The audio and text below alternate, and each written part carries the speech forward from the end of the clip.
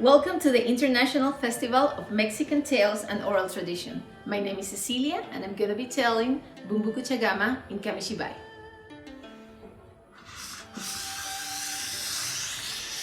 Mukashi Mukashi, a long time ago, there lived a very poor man outside the town near the Morinji temple.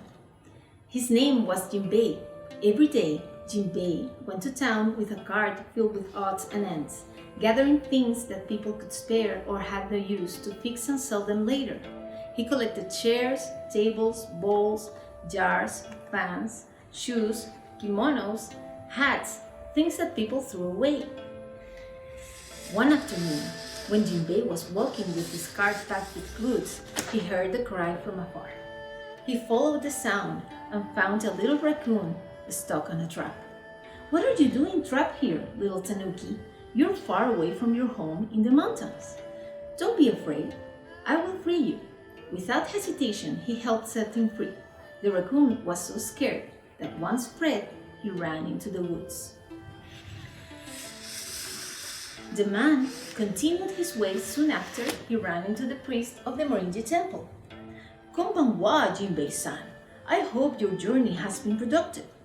"Konbanwa, master. Indeed it was. I am now on my way home to sort and fix everything I've found."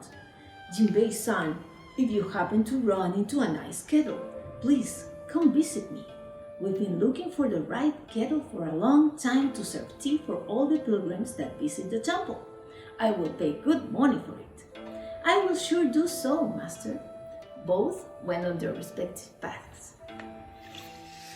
Jinbei went home and began sorting everything he had collected that day. When he reached for the last piece of scrap, he found a nice kettle made out of molten iron in the bottom of the basket. I don't remember picking this up," he thought to himself. "But I'm so lucky, I can take it to the Morinji temple tomorrow and sell it for a good price." With that happy thought, he fell asleep. Next morning, he put the kettle in his basket and went to the temple.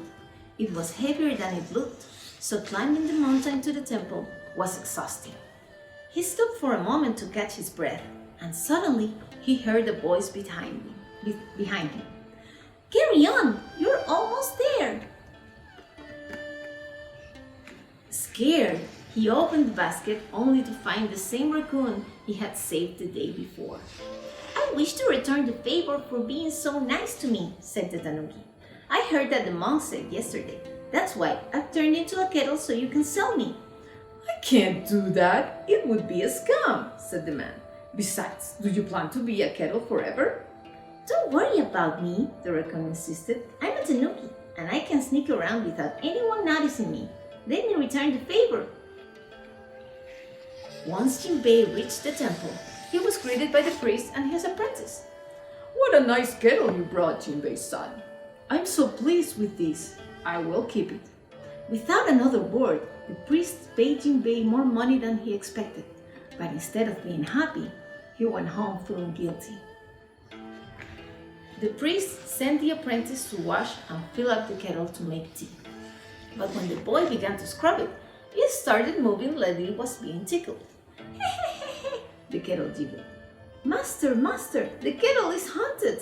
The boy screamed and ran away. A few minutes later, he came back with his master, and together they put the kettle on the stove. As the flames grew, the kettle began to shake.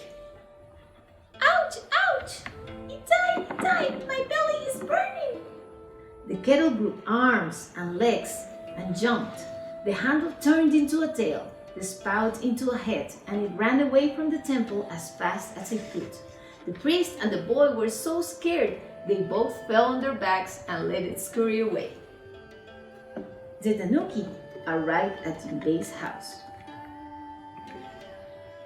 And when the man saw him so badly hurt, he attended to his wounds. "To obtain money by deception is not worth it. The price you pay is always higher," said Jinbei to the raccoon. "I'm sorry, Jinbei," replied the tanuki. "I tried to stay still, but I couldn't stand the heat. I still want to help you." "You don't have to give me anything. I appreciate your goodwill, my little friend," said the man. "If you wish, You can stay and live with me. That way you won't fall into any traps again." "Can I stay?" asked the tanuki, excited. "Yay! Thank you! I won't be alone anymore." The tanuki danced with excitement, and his dance was so cheerful that the man thought everyone ought to see it. He made an offer to the tanuki. They should put on a wonderful show on the roads so everybody could enjoy the dancing kettle.